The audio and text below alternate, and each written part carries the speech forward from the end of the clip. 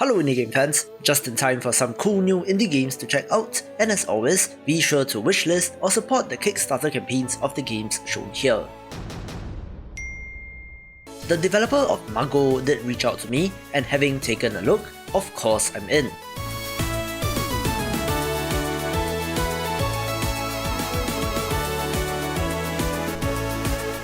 You may know that I'm a fan of pixel art titles, and this is exactly that, with one of the best pixel art styles that I've seen in recent memory.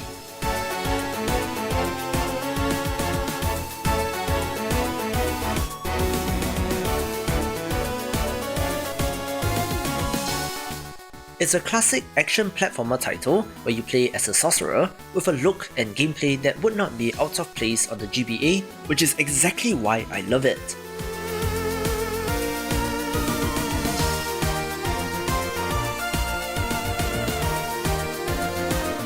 The trailer doesn't really show off many mechanics other than jumping, so I am curious about that, whether there are magic spells or the like, but for the look alone, it gets a spot.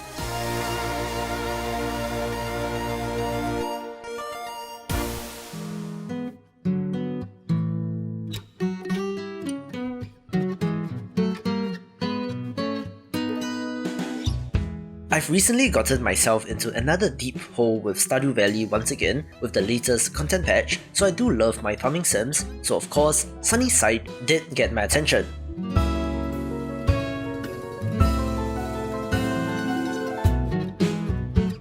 Rather than pixel art or the more chibi proportions seen in games like Harvest Moon or Story of Seasons, characters are instead much more realistic looking, although I don't agree with their use of farming JRPG to describe this title.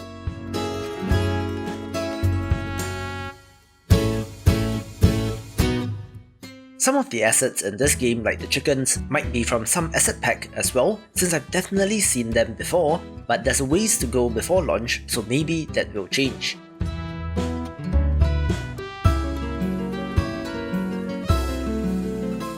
It's currently on Kickstarter, so pop by the campaign page to give it a look. Meet me at the park at 8, okay?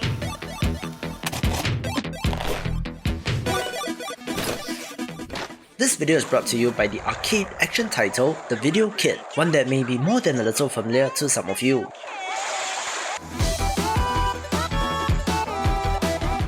Yes, it does ask the question, are you 80s enough? To which I say, probably not, since I'm a 90s kid. But having been around video games, this certainly looks inspired by Paperboy from the gameplay, but uses modern voxels to bring it to life.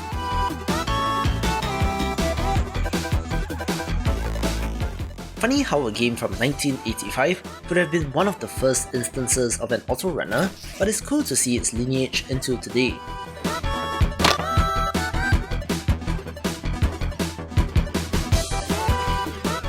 The developers recommend the Switch version of this since it's great on the go and is chock full of references from that era, so get your nostalgia hit with this.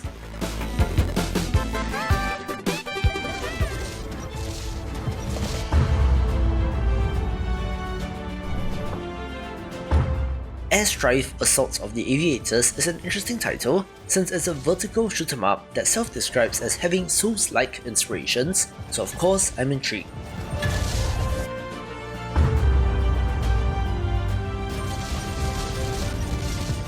I did actually ask the developer on this, and the reply was that it's more about rolling and evading damage, as well as how the currency and upgrades work, with the developer going out of the way to state that it's not a bullet hell title unlike others in the genre.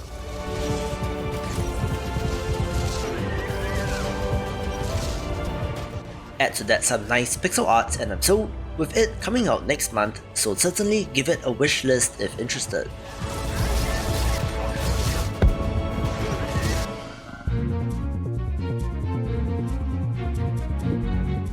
Aveliana self-describes as an infiltration action-adventure game, which seems like an interesting combination, perhaps a little like Monaco, but with more of a Zelda influence.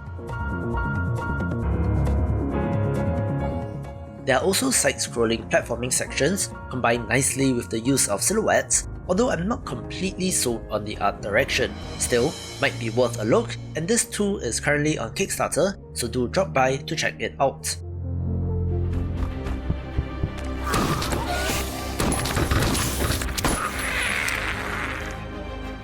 just covered upcoming action roguelite titles, where the press release for Tunnel of Doom came in after that, so here it is.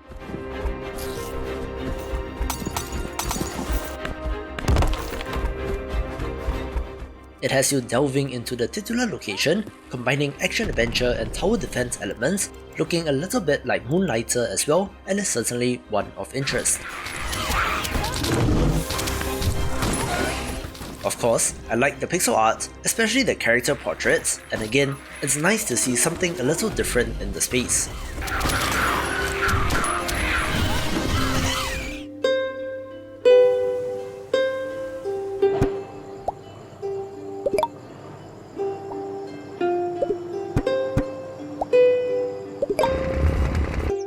Relaxing puzzle games are also a favourite of mine, usually combining a low poly art style with a piano-centric soundtrack, and that appears to be exactly the case with Sizeable.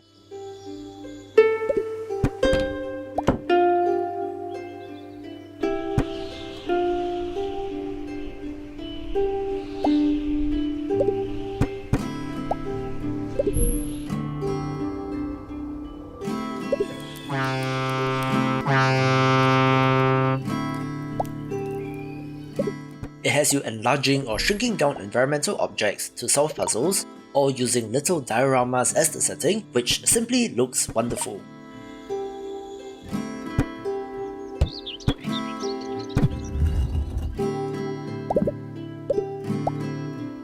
Welcome to the next level!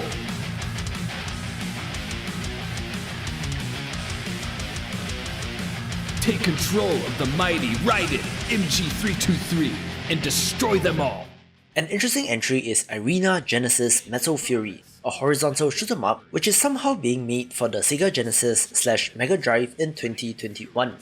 It has been kicking around for a while, releasing a demo in 2019 which had to be played on an emulator, which is weird, but still neat that someone is making retro games like this and taking it to the next level. Best high scores on the internet! Sprites and action looks great, so as a fan of this genre, it got my attention. Join Selena to help defeat the Emperor Shungor's army. As of recording, this has been fully funded on Kickstarter, but do pop by to check out the rewards if you're interested. Use one of 3 available weapons to clear your way.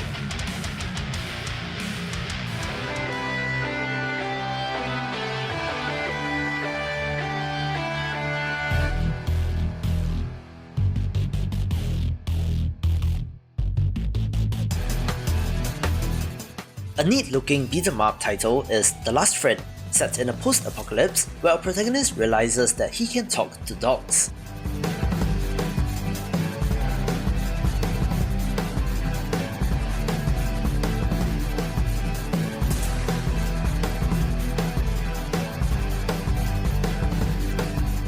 This is combined with a tower defense element, where our doggy friends have passive abilities that can help our hero defend against mutated creatures and bandits, with a pleasant art style and is not to be missed.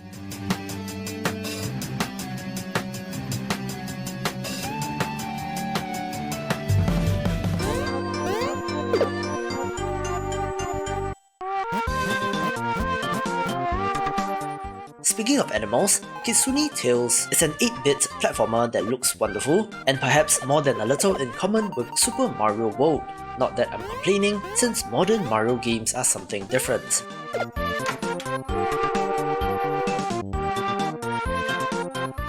As always, it's up to indie developers to take the lead, giving us that nostalgia hit while hopefully pushing the genre forward, so I cannot wait for this.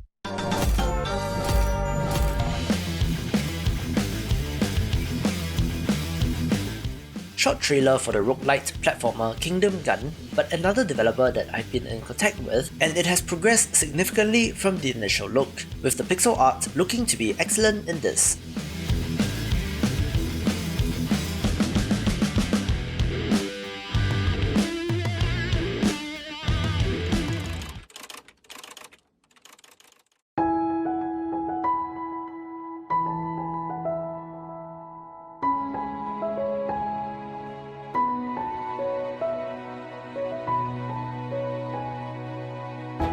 The Zelda-style action-adventure title is also one of my favourites, with The Legends of Tynedale being a title that I missed in my last recap video, which you can watch by clicking the link up there.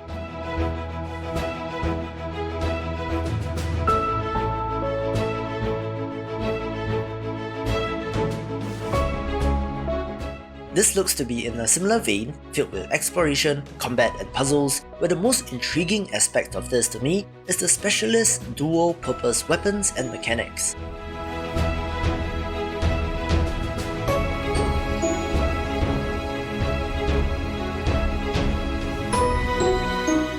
Five main dungeons with epic boss fights round off the package and looks to be another solid entry in the space.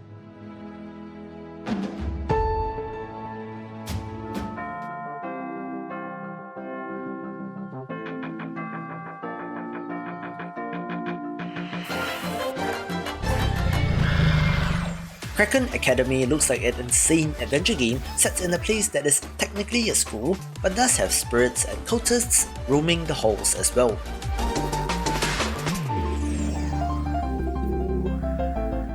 Team up with the resident Kraken to uncover who the traitor is, structured as a time loop adventure set over 3 days.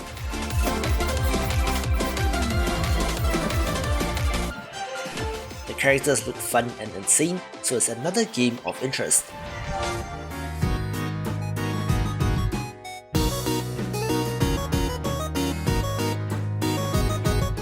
In my video on upcoming games like Earthbound, I left out Roji's room since it wasn't quite ready at the time, but we have since gotten a new trailer which looks awesome.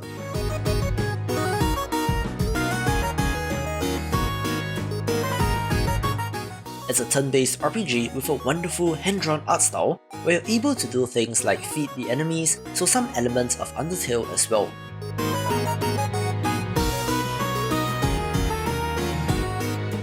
Absolutely love this, making it a no-brainer.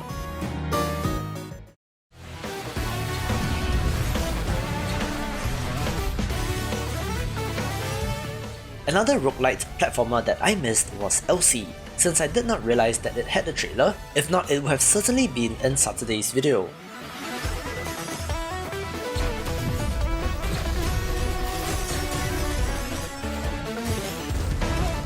It's a fast-paced, chaotic shooter where you have orbiting drones to increase your firepower, as well as a massive stack of relics seen in the top right, looking to be a fantastic entry in the space.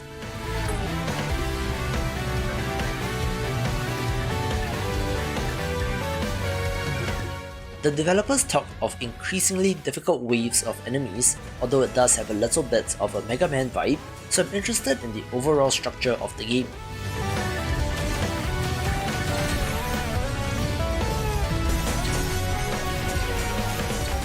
Looks really awesome as well, although if I may complain, it's very busy in terms of projectiles on screen, but if it does the roguelite thing of letting you stack synergistic relics and nails that gameplay loop, it may yet be a fantastic title, taking the #1 spot.